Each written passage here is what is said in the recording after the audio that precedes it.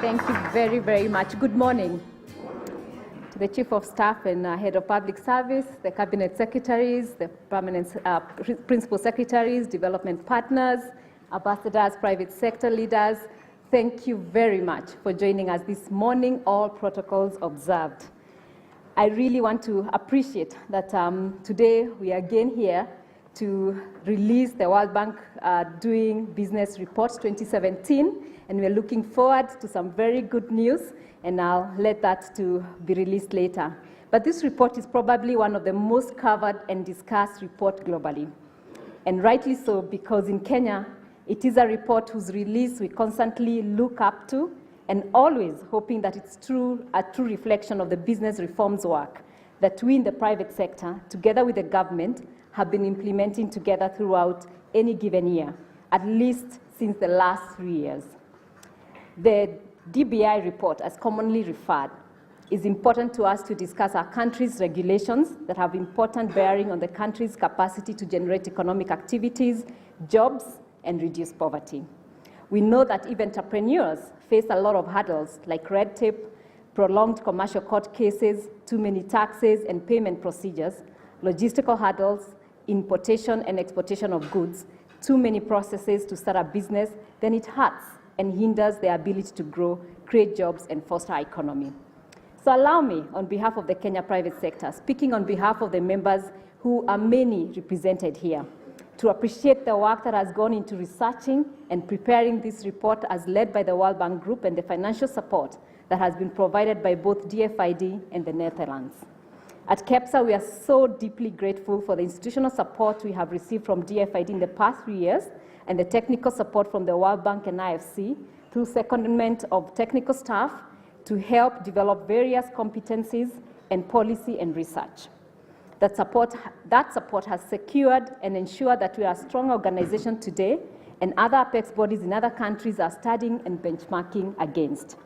Ladies and gentlemen, allow me to take a brief retrospective detour and recall that in February 2014, we convened our first presidential roundtable in State House with the new administration, where we made a presentation to the Jubilee administration on the set of reforms that we in the private sector believed could turn this country into an investment-friendly destination. And all the reports after that show exactly what that has happened. And also presented what I could say is the level of ambition and belief in the capability of this country, led by business-oriented government to pull up its global ranking in the Doing Business Index to top 50, a target that we all set together and that was ambitious. That was coupled with 5 thematic areas that define our PPD work, which is the public-private dialogue work that is commonly under the National Business Agenda 2. The NBA contains business priority reforms, and it's also based on Vision 2030 Medium-Term Plan 2. We're grateful that the government quickly bought into the idea and adopted KEPSA's National Business Agenda. And since then, implementation of business reforms, as aspired in the NBA, has been mainstreamed into government operations. I want to say confidently this morning that this tripartite partnership between government, private sector, and our development partners has begun to yield monumental reversals in the poor performance in DBI that had characterized this country in the many years running to 2014. Just last year, we improved our ranking from 136 to 108, and I am more than confident that the 2017 report is going to be a true reflection of the tremendous reforms we have pushed and that have been implemented through the past 1 year. You'll recall that although we did very well according to last year's report, by climbing up 21 ranks to 108 globally, there were some indices where we still needed to improve on. These are the areas of starting a business, dealing with construction permits, protecting investors, resolving insolvency, getting credit, and trading across borders. We are looking forward to positive movements in these areas. If not in this year's report, then in the next one. Last December, His Excellency President Uhuru Kenyatta assented into law 4 business legislations, which are Insolvency Act 2015, the Companies Act 2015, the Business Registration Service Act 20, and the Special Economic Zones Act 2015. These new laws were developed in close consultation and collaboration with private sector, and they have positive effects in our ranking in their respective areas, as you'll see later. The support to private sector by the World Bank Group, DFID, Netherlands, to KEPSA and its members has been long and consistent with great results in areas of capacity building, public-private dialogue activities, and technical support. This has been similar to government, and thus we truly appreciate. Some of the long-standing bills that their partners have supported are what I've mentioned. The Bank Group has specifically been instrumental in the business environment support, which led to the Business Delivery Unit, as the PS mentioned earlier. The benefits for us as business in pursuing business environment reforms goes beyond importance to the business community, as they also have a direct impact on citizens and the economy at large. That's why these reforms should be supported across all spectrum of all stakeholders, including citizens and civil society. In terms of the direct impacts of these reforms to business, they mean business confidence, and that's why you have had in the last 3 years many business delegations visiting Kenya, and most cases led by their heads of state, including South Africa and the US, that had their first state visits to Kenya since Kenya's independence. For Wanjico, when the business environment improves, it has meant jobs in the new corporates, jobs in the new dispensation, where corporates are now creating more jobs by crafting new entrepreneurs for young people, supplier linkages, and value chains. For example, today KCB Bank has more jobs created through its SME program and those developing innovations and products that give more access of finance to more people, especially young persons. The improved service delivery necessitated through efficiency and easy access to public service ensures that Wanjico today takes less than 10 minutes to register for the National Hospital Insurance Fund in Huduma centers. The improved efficiency in service delivery leads to government savings and, in turn, offering more and better services to citizens. Digitization of payment platforms of all government departments is easing up the process, reducing time and cost for citizens as we do business. For instance, the KRA iTax system is now fully operational with over 2 million users recorded so far, effectively reducing the time businesses spend in paying tax by more than 100 man-hours, from 308 hours in 2013 to 201.5 hours in 2015. Appointment of Business Registration Service Board, following enactment of the law in 2015, has made us starting a business and other government services much faster, simpler, and cheaper. This means we can realize increased capital formation in the country as many businesses and investors set up in the country. Improvement in the efficiency of the Port of Mombasa, which I must mention, means that today our turnaround time at the port has improved by more than 50% since 2013. We're now able to scale up the status of Mombasa Port as a true logistical hub for the greater Eastern and Central Africa, and thus increase our competitiveness and create more jobs. And I could go on, but these reforms have ensured that Kenya is today considered in the league of 7 most promising destinations where investors are looking to locate their businesses. In conclusion, ladies and gentlemen, we need to sustain the positive reforms we have managed so far as we pull our weight on other areas. This is the only way we are going to meet our target of ranking in the top 50 and globally, ensuring that the benefits that come, such as increased investments, greater private sector growth, creation of new jobs, and positive knock-on effect on our economy.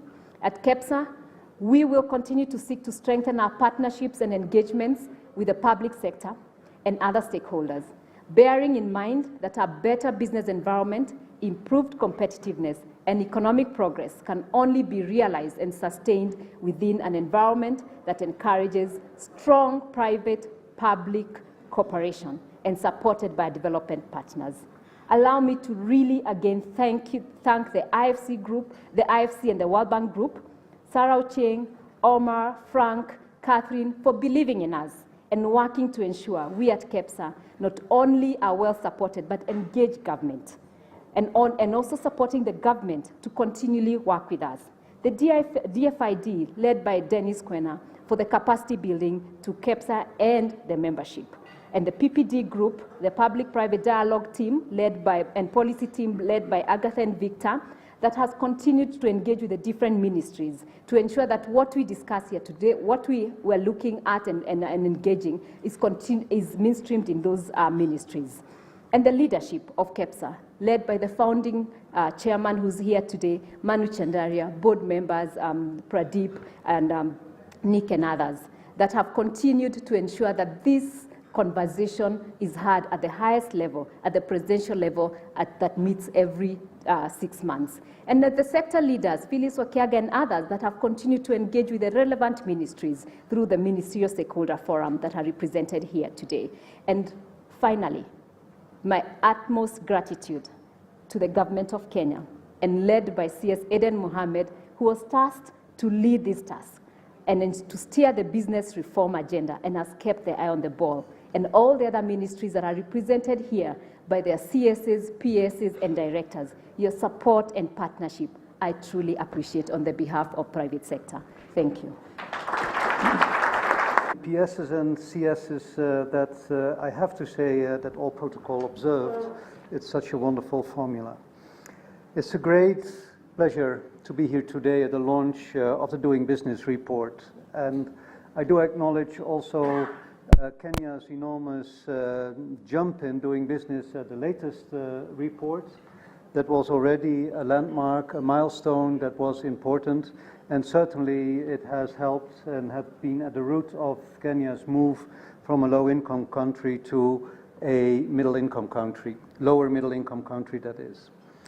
I think for Kenya to grow to the next level, it's very important that it will continuously focus on sustainable and an enabling business environment. It's important for trade and investment to thrive if Kenya is to grow to this next level. And I think that the Netherlands is there to support Kenya wherever it can in achieving this. The Dutch presence at the moment is sizable. We have close to 300 Dutch companies here. So when we do help in creating level playing field and a healthy business climate, it is something that works to the benefit of both of our countries. We are at this moment embarking on an A2 trade. That means we are more and more shifting, you may have noticed also in the newspaper, shifting from an aid relationship to a more equitable trade relationship. We think that Kenya is really ready for that, and that the stronger economic ties that we can forge in this way will be very beneficial for both of us. We think of private sector development, innovative financing models, technology transfer, and indeed the business climate as such. This will unlock opportunities for investment and for employment in a much more efficient way than we may have done before. As we focus on investments, it's also important to look at the issue of sustainable and inclusive business. We have a sustainable and inclusive business unit, which is now anchored in KEPSA. It's an important element of trade to create awareness and to be a platform for knowledge when it comes to the adoption of sustainable business strategies. Obviously, we don't know. I know there's a positive buzz. We are going to hear positive news, that is for sure. But the proof of the pudding is always in the eating. Perceptions of companies are very important. So it's very important to stay very much vigilant and alert what's going on. What do companies encounter? We can never be complacent. But together with DFID, we are glad to support IFC in its endeavors to continuously improve the business climate, to continuously work on a level playing field so that we can celebrate success after success when it comes to moving up this prestigious ladder of doing business. So thank you very much for now, and we eagerly await the presentation later on. Thank you. Thank you so much. Thank you so much for those remarks. I'd like now to invite Mr. Omar Saidi.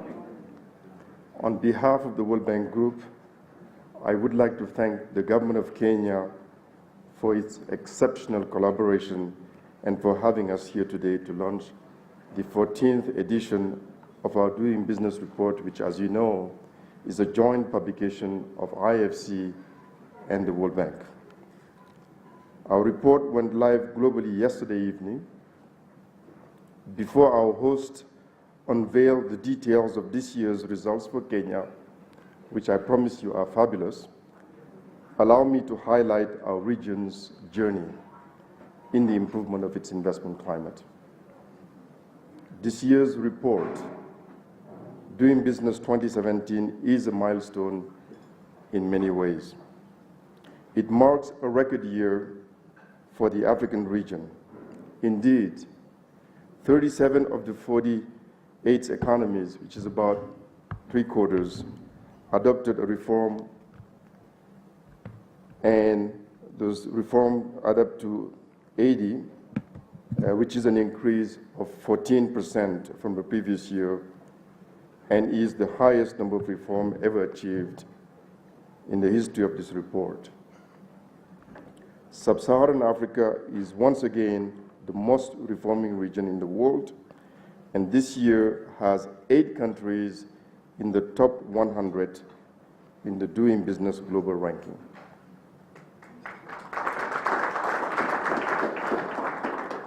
So in addition to the proud results of Kenya, which we are very, very happy about, we do have in that list of 100 Mauritius, Rwanda, Botswana, South Africa, Seychelles, Zambia, and Lesotho.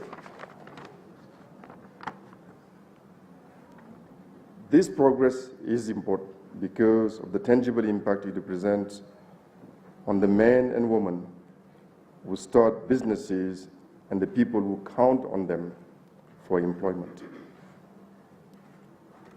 For example, it is now possible to register a business under 20 years and a half in half of the region's 48 economies. A decade ago, this was possible in only 3 countries. Today, our continent compares more favorably to the rest of the world. For example, it takes about 146 days to build a warehouse in Mauritius, and this compares with 183 in France, 222 in Austria. So reform is really happening in Africa. However, a lot remains to be done. Indeed, this year's report introduced a gender dimension in 3 of our indicators: starting a business, registering property, and enforcing contracts. In Sub-Saharan Africa, 18 economies involve additional hurdles for women entrepreneurs. That is simply not right. And this includes 6 economies that make starting a business more difficult for women compared to men. So I truly believe, yeah. Thank you for clapping, because this is a problem. This is really a problem. So I truly hope that these insights would shed light to more regulations that are in need of reform in order to give equal opportunities for all. And this is the reason why we publish these reports, because it provides the data that facilitates decision-making. The World Bank Group is working with governments in 38 sub-Saharan African countries to tackle these challenges I'm referring to. So I would like to congratulate our teams here across the bank and IFC that are supporting these reforms in Africa, notably our regional Doing Business advisory team and the Kenya Investment Climate Program, which is a 4-year program that is supported by our partners and donors, UK Aid, and the Dutch government, who are relentlessly supporting client government's effort to improve their business environment. Let me also take a minute to acknowledge our partners at KEPSA, who have worked very, very closely with us for all these years. and without whom a lot of this would not have been done. But the journey... Okay, sorry, Mr. Thank you, Carol and Tim. The journey to improve an economy's competitiveness is a long and very vital journey. In the prevailing global economic environment, many of our countries must move away from an exclusive dependence on commodities by diversifying their growth models. An enhanced business environment can allow them to attract investments, create badly needed jobs, and enable them to become more competitive. Now, Kenya is emerging as one of the leaders in this pack of African reformers, also referred to as the Lions on the Move. So I think this deserves a round of applause, because it is just really extraordinary how far this country has come and the consistency that has led to these results. So without revealing too much of what they have achieved in this report, let me take this opportunity to congratulate the government of Kenya for spearheading this drive and for sustaining and improving some great results that were achieved last year. So congratulations, Cabinet Secretary Aden Mohamed, who's been our partner in crime in this particular project, and also to our governor, who's been really supporting all of our efforts in Kenya, Cabinet Secretary Rotich. So the World Bank Group stands ready to continue to support this momentum and work with Kenya and its peers across sub-Saharan Africa to achieve inclusive growth that will help eradicate poverty and then promote shared prosperity. Thank you for your attention. Kenya was among the top 3 global reformers and rose 26 places, and we're looking forward to hearing today where Kenya is. I should say that the UK and through the Department for International Development is a key partner, or we want to be a key partner in economic development in Kenya and the business environment. We put £12.5 million into the World Bank support for investment climate. That's about 1.6 billion Kenyan shillings, a bit less than perhaps a few months ago, but a significant amount of support to improve the business environment in Kenya. And some of those things we've been talking about already this morning in terms of the ease of doing business units, and some of the work that others have talked about in terms of how Kenya can improve the environment. And as those who follow the news and some of the conversations we had over the weekend, our Development Secretary, Priti Patel, was in Kenya over the weekend, really highlighting how important it is for us as the UK to work with Kenya to help improve the business environment. And she, alongside the work we do on the environment itself, she also announced about 20 billion Kenyan shillings of new money and new support into strengthening trade largely through our work with Trademark East Africa and other mechanisms, but also in urban economic development and planning, which includes, obviously, the business environment. So we're really pleased to do that. And that's because, as she said, this is about creating jobs and opportunities for people all across the country and the region. And that is ultimately the route to poverty reduction. Of course, we, the UK, are only a partner, so it's not all about us. It's about the support, and we should commend, and I should commend the government of Kenya for all the work and political leadership.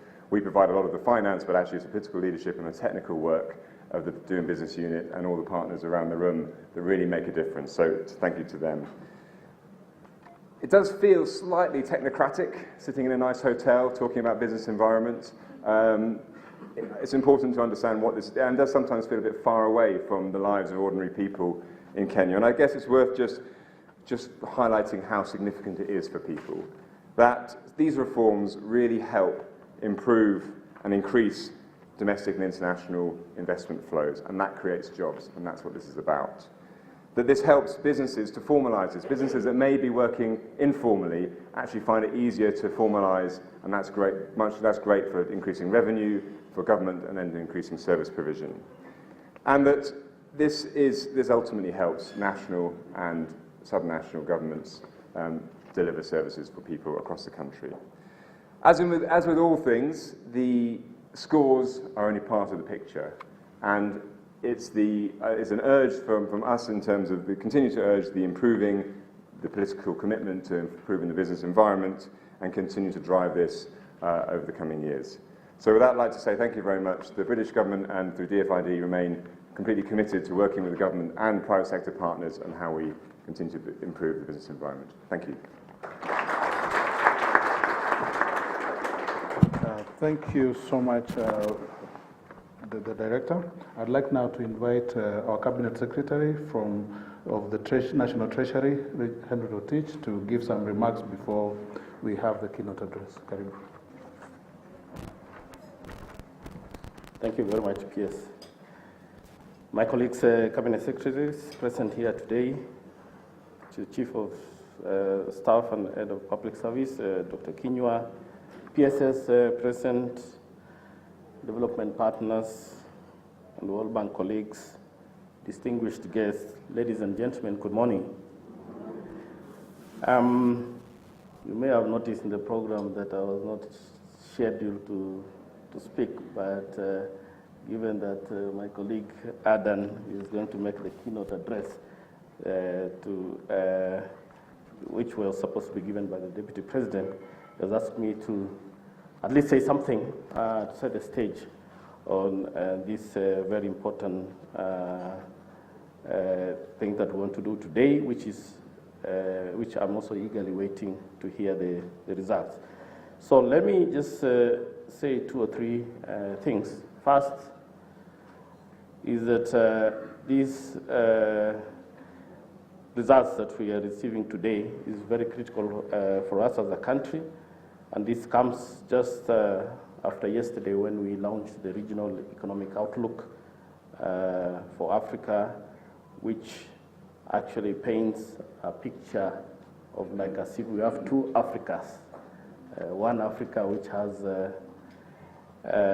resource-rich Africa with oil exporters, and those non-resource-rich African countries. The results in terms of growth is very different.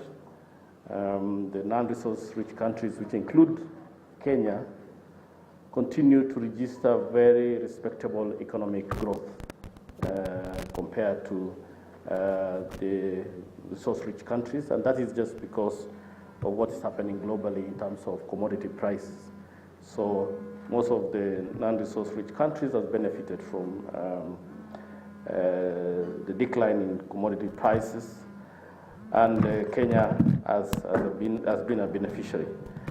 But beyond that also, one thing that came out clearly is that these non-resource-rich countries has also grown steadily because of the improvement in the business environment, which touches on what we are doing today.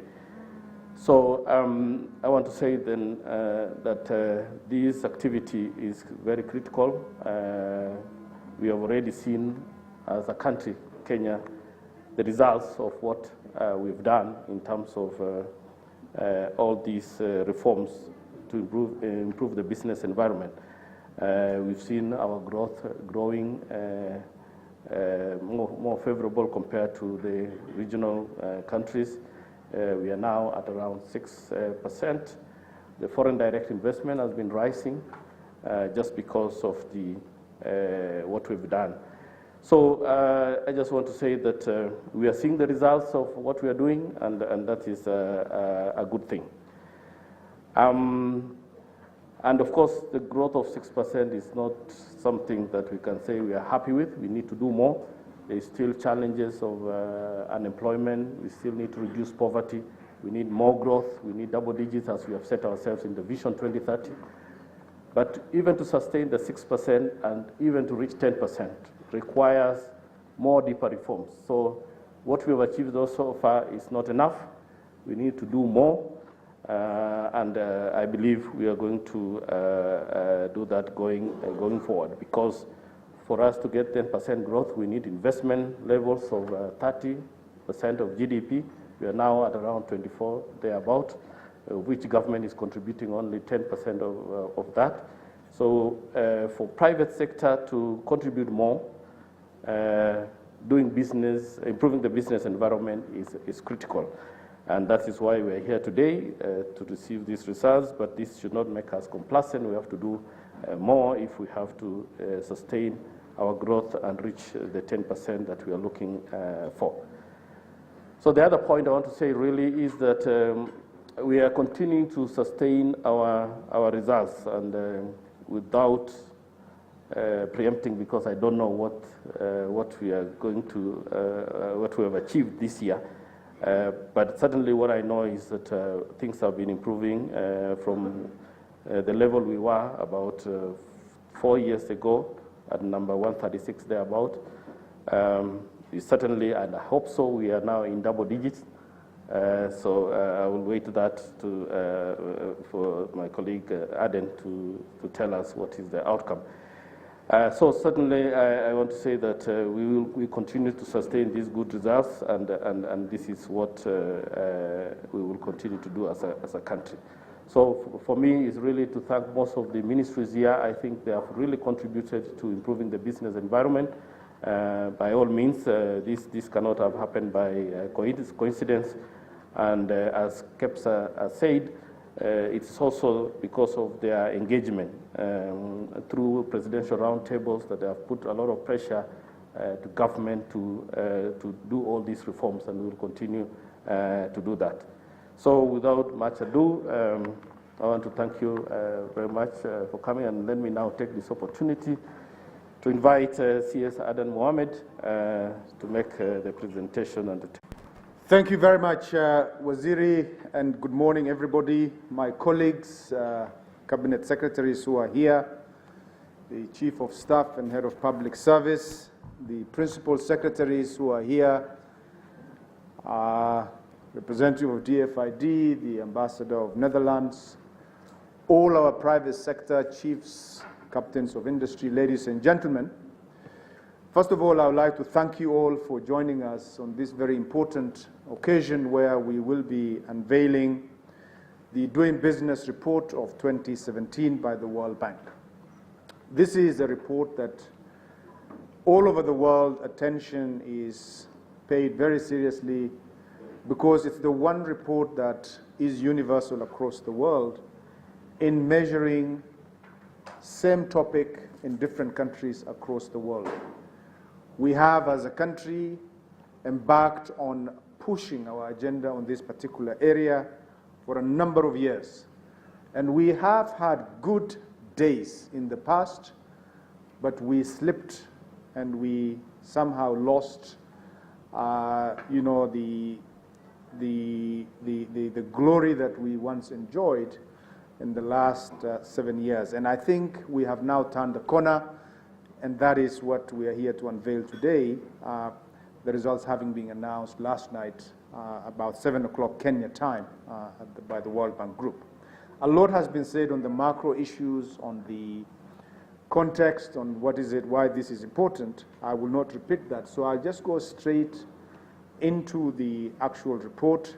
And by the way, after I make my brief remarks, there will be a presentation where the IFC team will present the bit of meat so that you can see and appreciate where we are in the context of Africa, in the context of the world.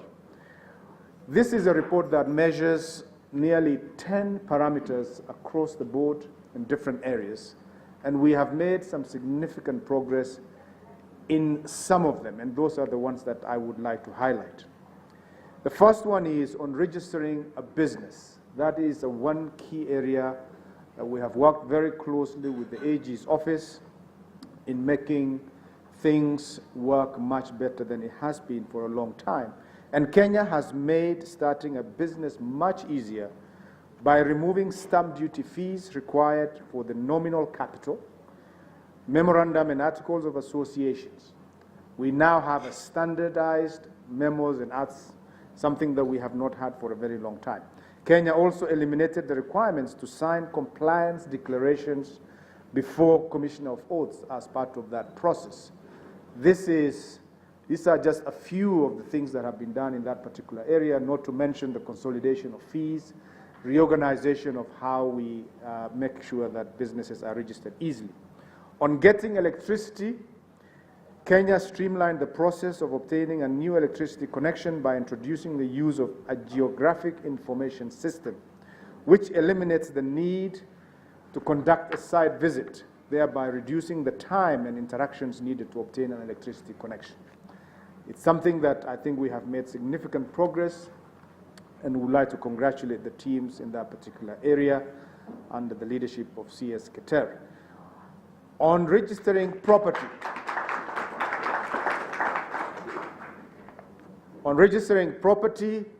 Kenya has made significant progress in registering property by making it much easier through increasing transparency at its land registry.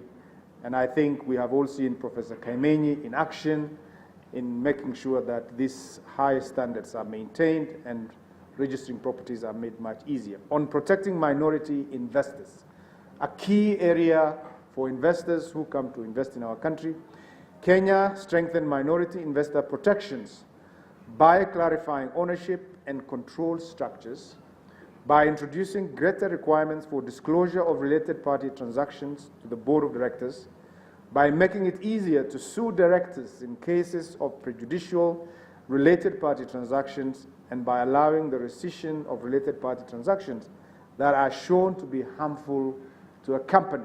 These are all specific changes that were made in the Companies Act that actually go a long way in making sure that minority investors in any company are actually protected. On resolving insolvency issues, again, another key area that is measured, Kenya has made resolving insolvency issues much easier by introducing a reorganization procedure, facilitating continuation of a business that is in distress during insolvency proceedings, and by introducing regulations for insolvency practitioners, something that we have not had for a long time. Again, this is as a result of the new insolvency law. As I mentioned, the new Companies Act, the Insolvency Act, Business Registration Act, Special Economic Zone Act, these are all major milestones that we have achieved in the last 2 years that have contributed significantly to some of the achievements that we have had as a country. Those are just a few highlights. You will see a bit more detail later on in areas where Kenya has registered reforms, but I just wanted to highlight and recognize the contributions made by those teams in actually making this happen. Overall, I am very pleased to say that Kenya has, for the second consecutive year, emerged as the third most reformed country in the world. And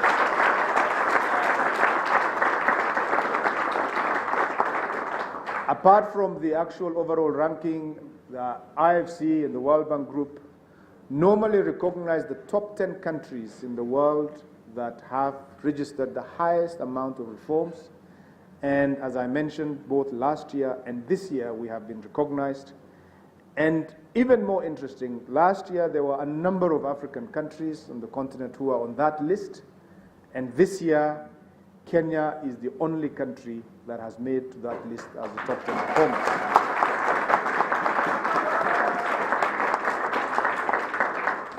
I also would like to say that for the first time in 7 years, we have breached the 100-mark position, and I am pleased that we have now, having moved 44 places in the last 2 years,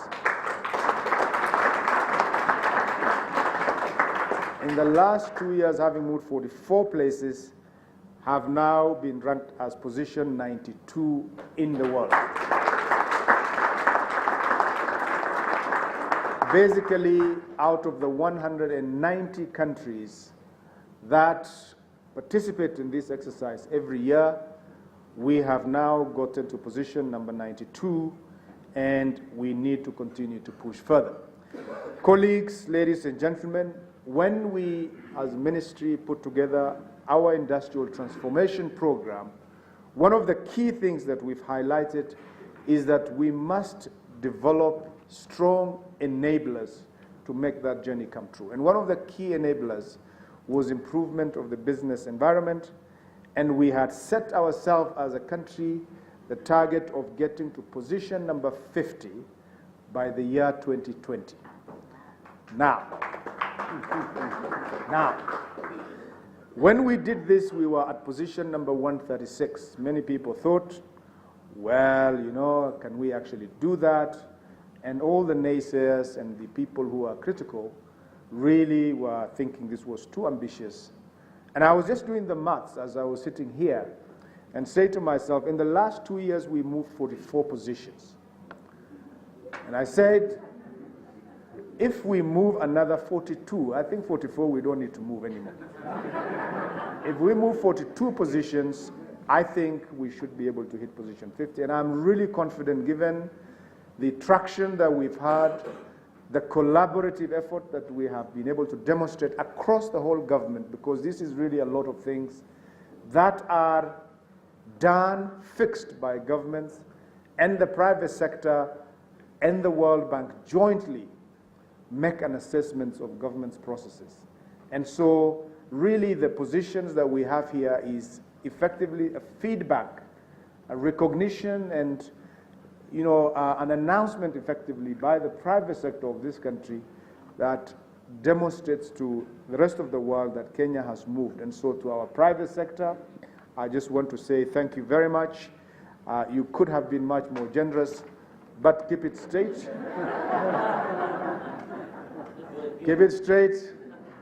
Be honest, because ultimately numbers don't lie, and we want to make sure that we do well, and people need to see, not have perceptions, but actually feel it. And that is something that we really have been able to do well together. I would like to congratulate the multi-sectoral team that has made this happen. And going forward, I think our commitment will continue even harder to make sure that we drive this program to the targets that we have actually set for ourselves. Responsible institutions, including government ministries and other agencies, will continue to work together as a cross-functional team to implement the next phase of these reforms. I would like to, in particular, thank some of my colleagues who I have had some of the longest amount of time in having conversation with. And the first person I would like to thank is Henry Rotich, who is my partner in crime in this.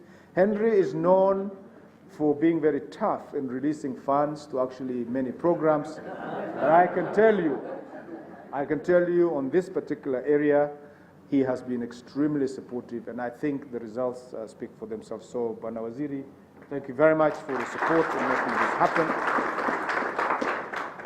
The other person I would like to thank, who has been very actively involved in this, is the Attorney General and his entire team. I think,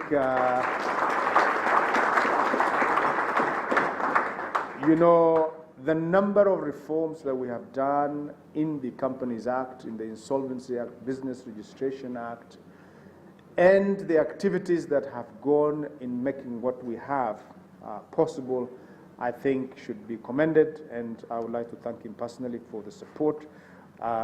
Professor Kaimenyi and his team, I think registering land and land issues continue to be one of the key areas where we need to measure. And I thank him and his team, and I would like to...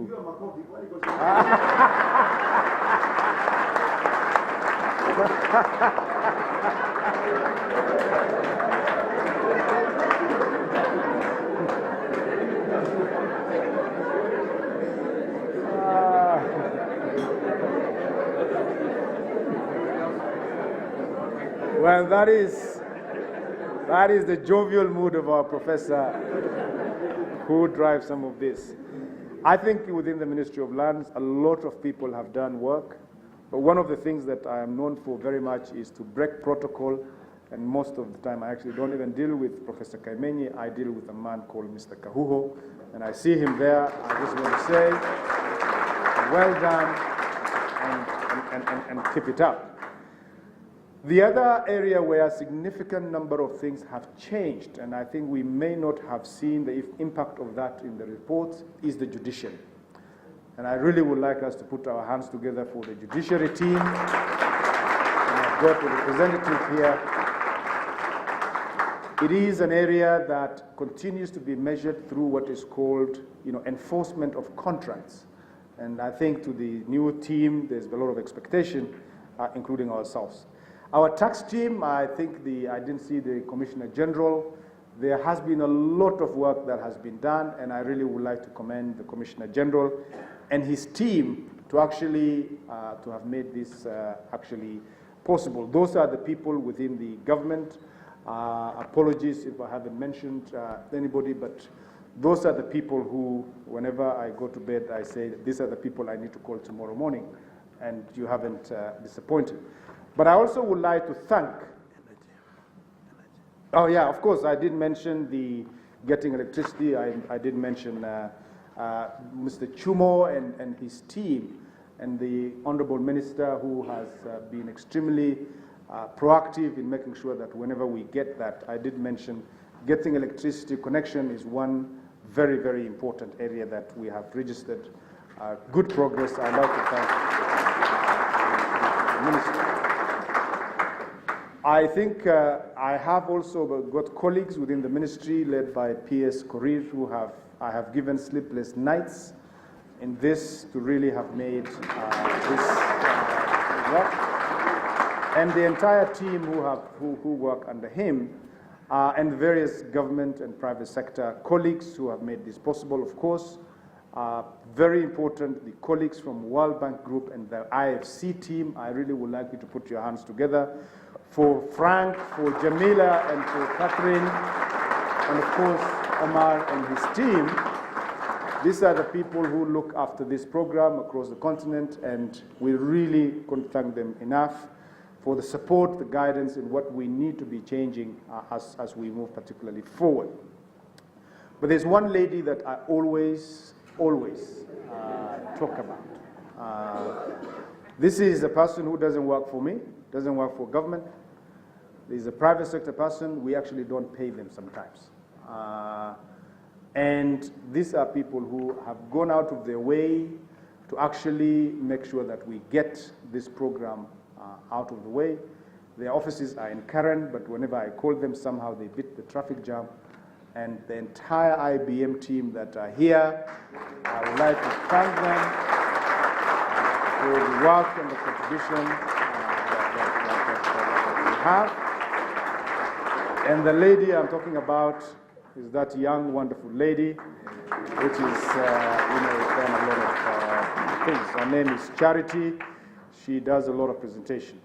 Our government, finally, ladies and gentlemen, will continue to work with the private sector and stakeholders in making sure that these reforms are taken to the next level. In order to achieve our 50-position agenda, we will need to do a lot more. More work needs to be done. I think the colleagues in the various ministries are actually who are making this possible, because there are, by the way, there are two reports. There's another report done by the World Economic Forum which touches on many other areas, Ministry of Health, I think infrastructure, education, and many others. But for some reason, I think the World Bank focuses on some of the specific areas that I've mentioned. But this is a collective effort, and I'd like to thank collectively all my cabinet colleagues who have supported in making this particularly possible. So, ladies and gentlemen, work starts next week. Before the end of November, we will, together with the World Bank, be having a session at an offsite to analyze these results and go into a lot more detail on what we need to do and what we need to change. But I just want to finally say thank you very much. God bless you, and would like to congratulate everybody who has contributed.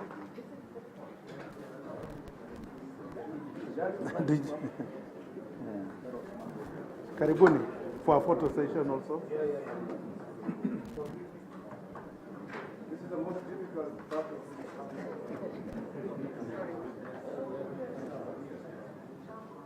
You all here? Okay, thank you very much.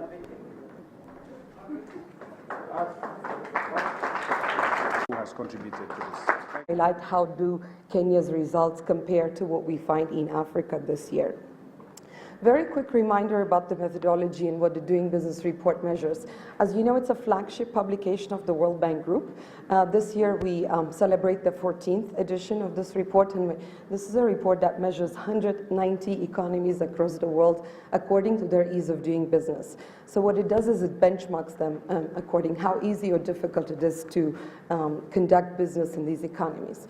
We always look at the life cycle of a small to medium enterprise and domestic enterprise in each economy. We have standardized case scenarios, and what it means is that we don't ask private sector randomly, how was your experience starting a business, or how was your experience transferring property. Each indicator does have a standardized case scenario where the respondents are presented with very particular questions. Each economy is measured based on the most largest business city, with the exception of 12 economies globally where the population is more than 100 million people. In Africa, the only economy that qualifies for that is actually Nigeria, which is measured by Lagos, and Kano, but other economies are measured by their most largest business cities. So for Kenya, of course, we're looking at Nairobi. And I have to highlight, of course, the report looks at the formal sector.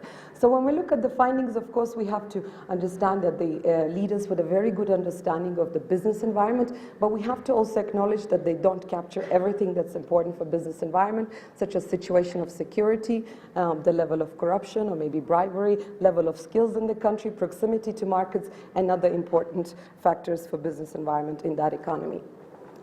You've heard it before, the areas that are captured by this by this report. There are a total of 11 business areas of business regulation that are relevant to small and medium enterprises in each economy. 10 of them actually constitute the ranking, and one of them is outside the ranking. It's the labor market regulation. But as you can see from the slide, we really do follow the steps that are important for a company, from starting up its operations to expanding, such as getting a new location, getting construction permits, getting electricity connection, to its daily operations, such as payment of taxes, trading across borders, getting financing, such as getting credit, protection of minority investors, and finally, when things do go wrong, such as enforcing contracts when you do have to go to court or you become insolvent and you have to deal with bankruptcy procedures. The report has been undergoing some significant methodology changes over the past years. Most of them are actually behind us. There were significant changes to 5 indicators in last year's report. This year, we actually are seeing change to only one indicator. It's the paying taxes indicator. And what we're doing here is that we're looking at the post-filing processes in the paying taxes indicator. Another very important change that our Director Omar mentioned earlier in his speech is that we're starting to look at the gender component of business processes. So is it any different for women or men to deal with business operations in the countries? And finally, in the annex, the report looks at a new area of research on procurement, on selling government. And this is not part of the ranking, but in the future, I can give you a hint that it can become one of the indicators. Very briefly, without going too much into detail, on the gender aspect, we're expanding and looking at the starting a business, registering property, and enforcing contracts area. And here, I'm happy to say that for Africa, only 13 economies have these kind of restrictions, and Kenya is not part of those, but you see a lot of economies like Benin, Cameroon, the Congos, Cote d'Ivoire, Equatorial Guinea, Gabon, etc., who introduce some restrictions to women dealing with courts, with transferring property and starting a business. As far as the methodology change for for paying taxes, I mentioned post-filing processes, and if you know this indicator, it looks at the time, the tax number of payments, and the total tax rate. Now it's also looking at post-filing processes, and as part of that, it's looking at the process of obtaining the VAT refund. It's looking at the process of an audit for the corporate income tax underpayment, and it's looking at an appeal situation. Now, we've heard a lot reference to the top 50, and we know Kenya has an ambition to be in the top 50. So I've pulled this slide for you so you know who your competitors are. And it's a very important thing to note is that a lot of the countries that are here, they actually change constantly. And you might have known that Singapore has topped the ranking for many, many years. There's a change in that actually this year. New Zealand has overtaken Singapore. So what it shows you is that rankings are relevant. And it really is about what you implement and how fast are you compared to your peers. And another point I'd like to highlight here is actually Mauritius, which is the only African economy in the top 50. You might have known if you followed the report that Mauritius used to be higher up in the ranking. This year we see them at the 49th position. Last year, for instance, only there were 32. But you do see movements from a lot of countries, like what CS referred to as Kenya being 136 and hopefully moving up more places in the next year and the next year. It is quite possible. I'll give you an example of Rwanda, which does not need to be introduced, which is not in the top 50 yet, but has moved from 160s and thereabouts to a very high position. Same example can be given for Russia, which under strong leadership of its government has moved to the 40th position this year. I'd like to highlight the trends from the world and the highest reform count we've ever counted for the region. We've captured 80 regulatory reforms, making it easier to do business in Africa.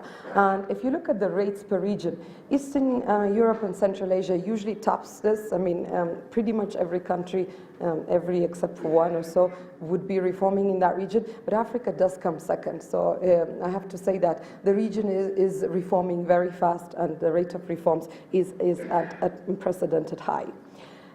This is a slide that shows you progress over years. And CS already alluded to the fact that Kenya is the only top reformer from Africa in the top 10 most improved list.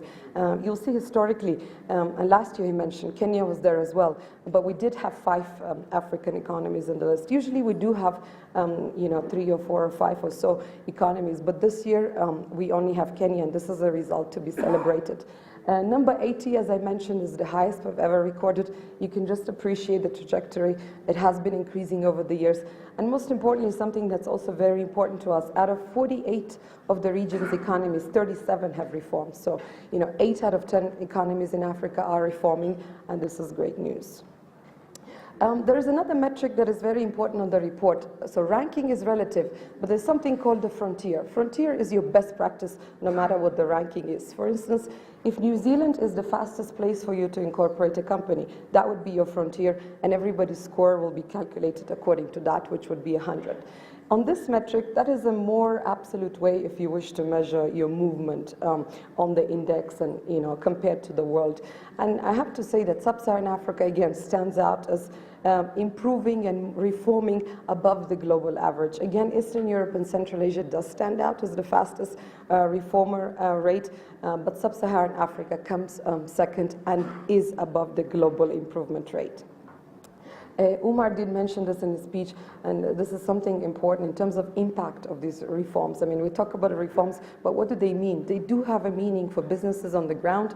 This is one of the very concrete examples. In 2005, you could only incorporate a company under 20 days in 3 of the region's economies. Today, more than half. In more than half, you can incorporate a business in less than 20 days. I have to stress that in Kenya, this time is actually 22 days. So we're not in that half. So I do hope that in the next year, as we present these results, Kenya will be part of this half. Very quick overview of the reforms, the type of reforms we're seeing in the region. This year was a unique year in the sense that typically we see starting a business as a very popular area of reform. It's a very intuitive, reform, because where do businesses go? They usually, first they incorporate. 15 reforms in that area, but we did have 18 reforms in resolving insolvency, and that is thanks to OHADA reforms that were implemented unanimously in 17 members of OHADA countries. This is followed by starting a business, getting credit, labor market regulations, registering property, trade, construction permitting, taxes, protection minority investors, contracts, and getting electricity. And I've highlighted where Kenya had a reform, a total of 5 reforms. This is the ranking for the Sub-Saharan Africa, and CS already mentioned that they're already consistently in the top 100. It dropped and slipped back since those years, but we're very happy to see Kenya back in the top 100. It comes at the 92nd place. I already mentioned that Mauritius is topping still the rankings for the region, but you can see Rwanda getting really close to that, pushing the border towards Mauritius, followed by Botswana, South Africa, Kenya, Seychelles, Zambia, and Lesotho. So with that, we have a total of 8 countries in the top 100, which is great.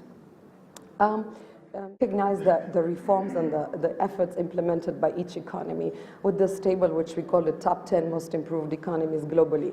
Kenya, for the second year in a row, is the third most improved economy globally. I've highlighted here in red, and we see a total of 5 reforms implemented. Very briefly, in terms of Kenya's score on the distance to frontier, I mentioned if the frontier is 100, Kenya's score is 61.22 on the distance to frontier score, with an overall ranking of 92. You can see the ranked scores based on the indicators. Some of the areas we do very well in are starting a business, getting credit, trading across borders, but it gets a little bit worse with paying taxes, areas such as construction permitting, etc. When you look at the ranking, very similar to the previous observation, but some lessons to take. You can see that the construction permitting still ranks the worst, 152nd out of 190 economies. It's followed by areas such as paying taxes and registering property, and some of the areas like getting credit are doing very well. And finally, CS already mentioned some of the areas and some of the efforts, but I'll highlight them once again. Kenya recorded 5 reforms in the areas measured by Doing Business indicators. This is actually the only country that did more in Africa this year was Niger, with 6 reforms, followed by Kenya. The areas are starting a business when Kenya removes stamp duty fees required for the nominal capital memorandum and articles of association, and requirement to sign a declaration of compliance before a commissioner of oaths. And getting electricity, we're celebrating introduction of use of a geographic information system, which eliminated the need to conduct a site visit and reduced the time and interactions needed to obtain an electricity connection. In registering property area, Kenya increased transparency at the land registry and cadastre. In the area of protection minority investors, thanks to the laws that passed, the protection minority investors was really strengthened, and there were greater requirements improved for disclosure of related party transactions to the board of directors, and it became easier to sue directors in cases of prejudicial related party transactions, and allowed a rescission of related party transactions. And finally, in the area of resolving insolvency, which was also thanks to the laws that were passed by the government in the fall last year, is introduction of a reorganization procedure which facilitated continuation of the debtor's business during insolvency proceedings and introduced regulations for insolvency practitioners. Ladies and gentlemen, I'd like to stop my presentation here, and I congratulate you all once again. Thank you. Thank you, Jamila, for that wonderful presentation. I think you've broken down the numbers and also each indicator. There are always a number of negative stories that get whatever. When we have good ones like this is our country, and we really want to highlight the positives that we can. And we are not complaining, we just want to make sure we pull all in the same direction, because that is the difference that we need to make in our country. God bless you. Thank you very much, everybody, for coming to Mashukuru Sana. Asanteni.